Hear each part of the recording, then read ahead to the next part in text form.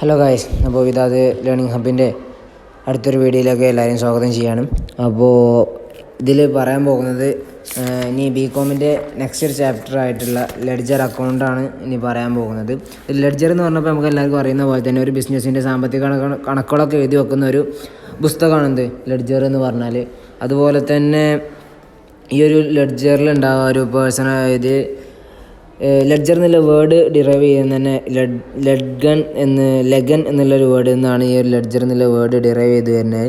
അതുപോലെ തന്നെ ഇതിൽ ഈ ഒരു ലെഡ്ജർ തന്നെ രണ്ട് വിധത്തിലുള്ള അക്കൗണ്ട്സ് ആകുന്നുണ്ട്. അതുപോലെ പേഴ്സണൽ ലെഡ്ജറും ആകും, അതുപോലെ ഇമ്പേഴ്സണൽ ലെഡ്ജറും ആകും. പേഴ്സണൽ ലെഡ്ജർ പറയുമ്പോൾ ഒരാളുടെ പേഴ്സണൽ ആവശ്യത്തിന് വേണ്ടി ഉപയോഗിക്കുന്ന ഒരു സാധനം അത് തൻ്റെ പേഴ്സണൽ അക്കൗണ്ട്സിലും രേഖപ്പെടുത്തും. അതുപോലെ തന്നെ ബിസിനസ്സിൻ്റെ ആവശ്യത്തിന് വേണ്ടി ഉപയോഗിക്കുന്ന ഒരു വസ്തു ഉണ്ടെങ്കിൽ അപ്പോൾ അതിനെന്ത് ചെയ്യും, അതിൻ്റേതായ ബിസിനസ് അക്കൗണ്ട്സിലും എന്ത് ചെയ്യും, അത് രേഖപ്പെടുത്തുകയും ചെയ്യും. പിന്നെ ഉള്ളത് ഇപ്പോൾ കച്ചവട ആവശ്യത്തിന് വേണ്ടി ഉപയോഗിക്കുന്നതാണെങ്കിൽ വ്യക്തിപരമായിട്ടുള്ളതാണെങ്കിലും അത് രണ്ടും എന്താകും, വെവ്വേറായിട്ടാണ് ഇത് രേഖപ്പെടുത്തുക. അപ്പോൾ ഇതിന് അവസാനം കാണിക്കുന്ന അതിൻ്റെ ഒരു ഫോർമാറ്റാണ് ലെഡ്ജറിൻ്റെ ഒരു ഫോർമാറ്റാണ്. അടുത്ത ഇനി എന്താ പറയുന്നത് എന്താ വെച്ചാൽ ലെഡ്ജർ എങ്ങനെയാണ് പോസ്റ്റ് ചെയ്യുക എന്നുള്ള കാര്യങ്ങളാണ്. ഇപ്പോൾ ലെഡ്ജർ പോസ്റ്റിങ്ങിൽ മെയിനായിട്ടും നമ്മൾ ഫസ്റ്റ് അക്കൗണ്ട്സും കാര്യങ്ങളൊക്കെ രേഖപ്പെടുത്തുക, അത് ജേണലിലാണ് രേഖപ്പെടുത്തുക. പിന്നെ ജേണലിൽ നിന്ന് അത് നേരെ അനലൈസിങ്ങും സമ്മറൈസിങ്ങും ഒക്കെ കഴിഞ്ഞ ശേഷമാണ് എന്ത് ലെഡ്ജറിലേക്ക് മാറ്റി എഴുതുക. അത് എക്സ്പെൻസും കാര്യങ്ങളൊക്കെ ഡെബിറ്റ് സൈഡിലും കാര്യങ്ങളാണ് എഴുതുക. അതുപോലെ നമുക്ക് കിട്ടാനുള്ള ക്യാഷും കാര്യങ്ങളൊക്കെ അതൊരു ക്രെഡിറ്റ് സൈഡിലാണ് അത് രേഖപ്പെടുത്തുകയും ചെയ്യുക. ഇനി ഒരു 3 അഡ്വാൻറ്റേജസ് പറയുന്നത് എന്താ വെച്ചാൽ, ഒന്നാമത്തേത് നമ്മളിപ്പോൾ ലെഡ്ജറിലേക്ക് മാറ്റുന്ന സമയത്ത് ഫസ്റ്റ് ഒന്നെങ്കിൽ എന്ത് ചെയ്യാം, എല്ലാ അക്കൗണ്ട്സും അപ്പോൾ നമ്മൾക്ക് വന്നിട്ടുള്ള നമ്മൾ ജേണലിൽ രേഖപ്പെടുത്തിയിട്ടുള്ള എല്ലാ ഡെബിറ്റ് കണക്കുകളൊക്കെ എന്ത് ചെയ്യുക, അത് ഡെബിറ്റ് അക്കൗണ്ടുകൾ ആദ്യം രേഖപ്പെടുത്തുക. അതിന് ശേഷം എന്ത് ചെയ്യുക, ക്രെഡിറ്റ് ആയിട്ടുള്ള കണക്കുകൾ എന്ത് ചെയ്യുക, രേഖപ്പെടുത്തുക എന്തിൽ, ലെഡ്ജറിൽ. ഇനി അല്ല, രണ്ടാമത്തെ ഒരു ഇതെന്താ വെച്ചാൽ, ഒരു പർട്ടിക്കുലർ അക്കൗണ്ട് ഫസ്റ്റത്തിന് എന്തില്ല, ഒരു പർട്ടിക്കുലർ അക്കൗണ്ട് ഇല്ല, മറിച്ച് രണ്ടാമത്തിന് എന്തുണ്ട്, ഒരു പർട്ടിക്കുലർ അക്കൗണ്ട് ഉണ്ട്. ആ ഒരു അക്കൗണ്ടിലുള്ള ഡെബിറ്റുകൾ മൊത്തം ഫസ്റ്റ് എഴുതുക, അതിന് ശേഷം ക്രെഡിറ്റ് മൊത്തം എഴുതാം. ഇനി മൂന്നാമത്തെ ഒരു സംഭവം എന്ന് പറഞ്ഞാൽ, ഇതേമാതിരി തന്നെ ഒരു പർട്ടിക്കുലർ അക്കൗണ്ടിൽ ഒരു കണക്കിൻ്റെ ഫസ്റ്റ് ഒരു ഡെബിറ്റ് ചെയ്താൽ ദെൻ ക്രെഡിറ്റ് ചെയ്താൽ, അതിന് ശേഷം അടുത്തൊരു അക്കൗണ്ട് എടുക്കുക, അതിൻ്റെ എന്ത് ചെയ്യുക, ഡെബിറ്റ് ചെയ്താൽ ക്രെഡിറ്റ് ചെയ്താൽ, അങ്ങനത്തെ രീതിയാണ്. ഒരു 3 ഡിഫറൻസാണ് അതിലുള്ളത്. അപ്പോൾ ഇനി അടുത്തത് പറയുകയാണെങ്കിൽ റൂൾസ് റിഗാർഡിങ് പോസ്റ്റിംഗ് ചെയ്യുന്ന സമയത്തുള്ള അനുബന്ധമായ റൂൾസും കാര്യങ്ങളുമാണ്. അപ്പോൾ അതിൽ നമ്മളിപ്പോൾ 3 കാര്യങ്ങളാണ് അതിൽ പറയുന്നത്. ഫസ്റ്റ് എന്താ വെച്ചാൽ, നമ്മൾ ഏതൊരു ആവശ്യത്തിന് വേണ്ടിയിട്ട് ഒരു ആവശ്യത്തിന് പോവുകയാണെങ്കിലും അതിനെന്ത് ചെയ്യുക, എല്ലാത്തിനും ഓരോ അക്കൗണ്ട്സ് ഓപ്പൺ ചെയ്യുക. അതായത് സെയിൽസ് ആണെങ്കിലും പർച്ചേസ് ആണെങ്കിലും അതുപോലെ സെയിൽസ് റിട്ടേൺസ് ആണെങ്കിലും റെൻ്റ് ആണെങ്കിലും എന്ത് കാര്യങ്ങളായാലും സാലറീസ് ആണെങ്കിലും ഒക്കെ എന്ത് ചെയ്യുക, നമ്മൾ സെപ്പറേറ്റ് അക്കൗണ്ട് തുടങ്ങുക എന്നുള്ളതാണ്. ഈ രണ്ടാമത്തെ ഒരു കാര്യം പറയുന്നത് എന്താ വെച്ചാൽ, നമ്മളൊരു ക്യാഷ് കൊടുക്കുന്ന സമയത്ത് എന്താവുക, ഡെബിറ്റ് സൈഡിൽ എഴുതിയേക്കുക, എന്നിട്ട് അതിൽ എന്ത് ചെയ്യുക, രേഖപ്പെടുത്താൻ നെറ്റ് ടു ക്യാഷ് അക്കൗണ്ട് എന്നുള്ള രീതിയിൽ എന്താവുക, എഴുതി വെക്കുക, നെറ്റ് ടു ക്യാഷ് അക്കൗണ്ട് എന്നുള്ള കാര്യങ്ങൾ. ഇനിയിപ്പോൾ ക്യാഷിൻ്റെ സാലറീസ് അക്കൗണ്ട് ആണെങ്കിലോ ബൈ സാലറീസ് അക്കൗണ്ട് എന്ന് രേഖപ്പെടുത്തി വെക്കുക. ഇനി മൂന്നാമതൊരു കാര്യം പറയുന്നത് എന്താ വെച്ചാൽ, ഇപ്പോൾ നമ്മൾ ജേണലിൽ ക്രെഡിറ്റ് സൈഡിൽ ഏതൊരു കണക്കാണോ എഴുതിയത് ആ ഒരു സാധനം നേരെ എന്ത് ചെയ്യുക, ക്രെഡിറ്റ് സൈഡ് ലെഡ്ജറിൻ്റെ ക്രെഡിറ്റ് സൈഡിലും ആ സെയിം സാധനം എന്ത് ചെയ്യുക, രേഖപ്പെടുത്തി വെക്കുക.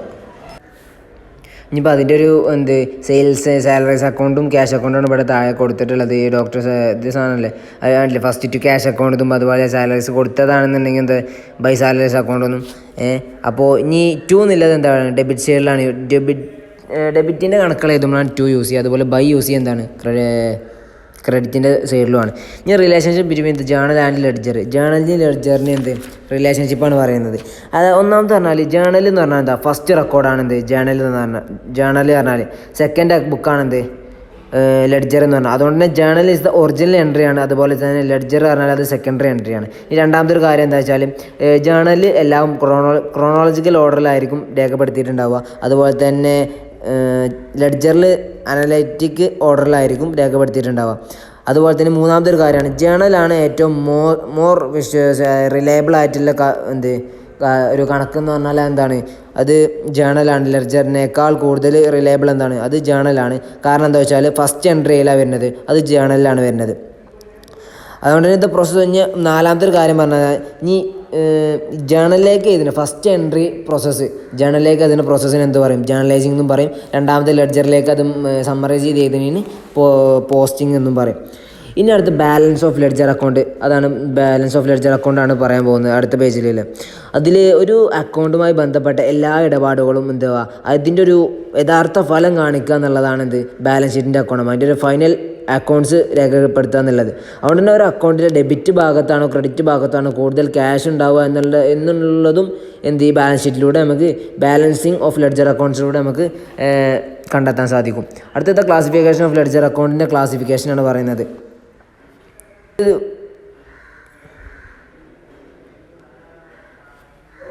അപ്പോൾ ഈ ഒരു ക്ലാസിഫിക്കേഷൻ ഓഫ് ലെഡ്ജറിൽ പറയുന്നത് എന്താ വെച്ചാൽ പ്രധാനമായിട്ടും രണ്ട് ടൈപ്പ് ഓഫ് അക്കൗണ്ട്സാണ്. നമ്മൾ ആദ്യം പറഞ്ഞ രണ്ട് ടൈപ്പ് ഓഫ് അക്കൗണ്ട്സ് ആണെന്ന് പേഴ്സണൽ അക്കൗണ്ട് ഉണ്ടാവും, ഇംപേഴ്സണൽ അക്കൗണ്ട് ഉണ്ടാവും. ഈ പേഴ്സണൽ അക്കൗണ്ടിൽ എന്തൊക്കെ വരിക, ഡെബിറ്റ് അക്കൗണ്ടും വരും, ക്രെഡിറ്റ് അക്കൗണ്ട്സും വരും. ഈ ഡെബിറ്റ് അക്കൗണ്ട്സിലാണ് ഡെബിറ്റേഴ്സ് ലെഡ്ജർ വരിക, അതുപോലെ തന്നെ ക്രെഡിറ്റേഴ്സ് അക്കൗണ്ടിലാണ് ക്രെഡിറ്റേഴ്സ് ലെഡ്ജർ വരിക. അപ്പോൾ ഈ ഒരു ഡെബിറ്റേഴ്സ് ലെഡ്ജർ ഉപയോഗിക്കുക സെയിൽസും കാര്യങ്ങളും എഴുതിയേക്കാനാണ്. അതുപോലെ ക്രെഡിറ്റേഴ്സ് ലെഡ്ജർ ഉപയോഗിക്കുക അത് ബ്രോഡ് ലെഡ്ജർ രേഖപ്പെടുത്താനാണ്. അതുപോലെ തന്നെ നമ്മൾ ഇംപേഴ്സണലിൽ പറഞ്ഞാൽ ഇംപേഴ്സണൽ ലെഡ്ജർ ഉണ്ടാവും, അതെന്താണ് ജനറൽ അക്കൗണ്ട്സും കാര്യങ്ങളൊക്കെ എഴുതി വെക്കാനാണ് ആ ഒരു ടൈപ്പ് ഓഫ് ലെഡ്ജർ നമ്മൾ യൂസ് ചെയ്യുക. ഈ താഴെ ധാരാളം ഉദാഹരണങ്ങൾ കൊടുത്തിട്ടുണ്ട്, അതിൻ്റെ വിത്ത് ഫോർമാറ്റ് ജേണലിൻ്റെ ഫോർമാറ്റ് അടക്കമുണ്ട്, അതായത് date, particulars, ledger folio, debit, credit സൈഡിലൊക്കെ ഉണ്ട്. അതൊക്കെ എന്താവുക എല്ലാവരും വായിച്ച് നോക്കുക, ധാരാളം ഉദാഹരണങ്ങൾ കൊടുത്തിട്ടുണ്ട്. അപ്പോൾ കൂടുതൽ വായിച്ചു നോക്കുക. തന്നെ അതിൻ്റെ അറ്റ് ലാസ്റ്റ് ധാരാളം ക്വസ്റ്റ്യൻസും കൊടുത്തിട്ടുണ്ട്. ആ ക്വസ്റ്റ്യൻസ് റിലേറ്റഡ് ആയിട്ട് ധാരാളം പഠിക്കാൻ ശ്രദ്ധിക്കുക. Okay, hello guys. അപ്പോൾ ഇനി പറയാനുള്ളത് ബികോമിൻ്റെ രണ്ടാമത്തെ പാഠത്തിൽ മൂന്നാമത്തെ ഒരു അധ്യായ ട്രയൽ ബാലൻസിനെ കുറിച്ചാണ് പറയാനുള്ളത്.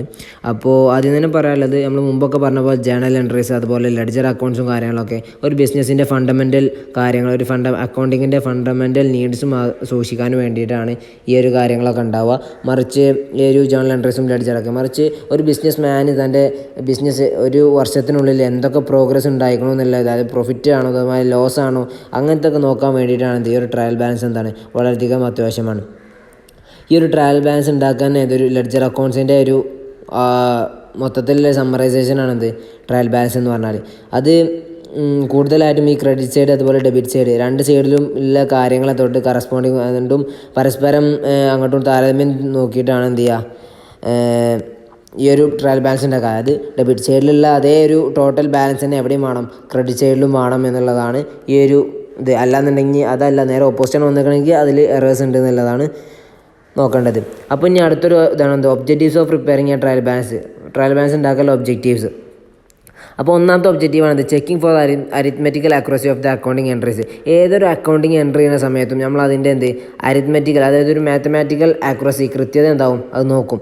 അതിപ്പോൾ നമ്മളിപ്പോൾ ലെഡ്ജറിൽ എഴുതിയ ഒരു അക്കൗണ്ടിൻ്റെ അരിത്മാറ്റിക്കൽ ആക്യുറസി നോക്കാൻ വേണ്ടിയിട്ടാണ് ഈ ഒരു ട്രയൽ ബാലൻസ് ഉണ്ടാക്കണത്.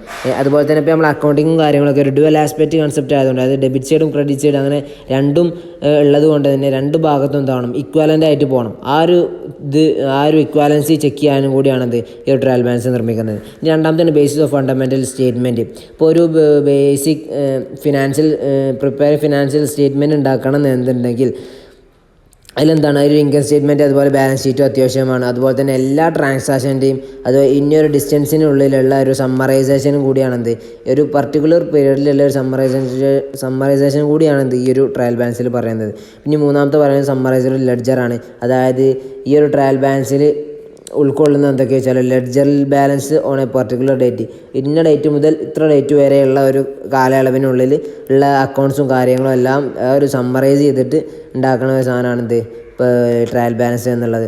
അതുകൊണ്ട് തന്നെ നമ്മളെ പർട്ടിക്കുലർ അക്കൗണ്ടിൻ്റെ പൊസിഷൻ ഏതാണെന്ന് കറക്റ്റായിട്ട് ജഡ്ജ് ചെയ്യാൻ കഴിയും. അതുപോലെ തന്നെ ഈ ട്രയൽ ബാലൻസ് നോക്കിയാൽ നമുക്ക് കൃത്യമായിട്ട് ജഡ്ജ് ചെയ്യാനും കഴിയും. ഇനി എറേഴ്സ് ഓഫ് നോട്ട് ഡിക്ലോസേഴ്സ് ട്രയൽ ബാലൻസിലുള്ള ചില എറേഴ്സും കാര്യങ്ങളുമാണ്. ഒരു 4 എറേഴ്സ് പറയുന്നുണ്ട്. അതായത് ഇപ്പോൾ ടോട്ടൽ ഒമിഷൻ ഓഫ് ദ സബ്സിഡൻറ്ററി ബുക്സിൽ ഉള്ള കാര്യങ്ങൾ അതിനെ തൊട്ട് ഒഴിവാക്കുക. അതിൽ വരുന്ന എറേഴ്സും കാര്യങ്ങളും എന്ത് ചെയ്യാൻ പറ്റില്ല, നമുക്കിതിൽ നോക്കാൻ കഴിയില്ല. അതുപോലെ തന്നെ സബ്സിഡൻറ്ററി ബുക്കിൽ വരുന്ന എറേഴ്സ്, അതുപോലെ എമൗണ്ടിൽ വരുന്ന എറേഴ്സ്, അതിൽ രേഖപ്പെടുത്തിയിട്ടുള്ള ടോട്ടലിങ്ങിലുള്ള എഫക്റ്റ്, ആ കാര്യങ്ങളൊന്നും എന്ത് ചെയ്യാൻ പറ്റില്ല, നമുക്കതിൽ നോക്കാൻ കഴിയില്ല. അതുപോലെ തന്നെ ഈ റോങ് അക്കൗണ്ട്സിലുള്ള അതിൻ്റെ റൈറ്റ് സൈഡിലും കാര്യങ്ങളും അതും നമുക്കിതിൽ എന്താ പറ്റില്ല, നോക്കാൻ കഴിയില്ല. അതുപോലെ തന്നെ ഒരു അഗ്രിമെൻ്റ് ഇല്ലാതെ വരുന്ന ഐറ്റംസും എന്താ നമുക്കിതിൽ നോക്കാൻ പറ്റൂല. ഇനി അതിൽ വ്യക്തമാകുന്ന കുറച്ച് എറേഴ്സാണ് എന്ത് റോങ് ആയിട്ട് പോസ്റ്റ് ചെയ്ത ഐറ്റംസ്. അതായത് ഇപ്പോൾ ആവശ്യമില്ലാതെ പോസ്റ്റ് ചെയ്ത കുറേ അക്കൗണ്ട്സും കാര്യങ്ങളും എന്താവും ഇതിൽ ഈ ഒരു ട്രയൽ ബാലൻസ് ഉണ്ടാക്കുന്നതിലൂടെ നമുക്ക് മനസ്സിലാക്കാൻ സാധിക്കും. അതുപോലെ ഡ്യൂപ്ലിക്കേറ്റ് ചെയ്തിട്ട് പോസ്റ്റ് ചെയ്ത് വെറുതെ പോസ്റ്റ് ചെയ്ത ഐറ്റംസ് ഉണ്ടാവും. അതുപോലെ തന്നെ ഇപ്പോൾ രേഖപ്പെടുത്താൻ വിട്ടുപോയത് എന്ത് ചെയ്യും, ഈ ട്രയൽ ബാലൻസ് ചെയ്താൽ നമുക്ക് എന്താവും കിട്ടും. അതുപോലെ ടോട്ടലിങ്ങിലുള്ള മിസ്റ്റേക്ക്, അതുപോലെ ക്യാരി ഫോർവേഡ്സിലുള്ള മിസ്റ്റേക്കും കാര്യങ്ങളും എന്ത് ചെയ്യും ഈ ഒരു ട്രയൽ ബാലൻസ് ഉണ്ടാക്കുന്നതിലൂടെ നമുക്ക് എടുക്കാൻ സാധിക്കും. ഇനി ട്രയൽ ബാലൻസിൻ്റെ ക്യാഷ് അക്കൗണ്ട്സും അതുപോലെ ഇൻട്രസ്റ്റ് റിസീവ്ഡ് അക്കൗണ്ട്, അങ്ങനെ കുറേ എക്സാമ്പിൾസ് താഴെ പറയുന്നുണ്ട്. അതൊക്കെ എന്താ എല്ലാവരും നോക്കി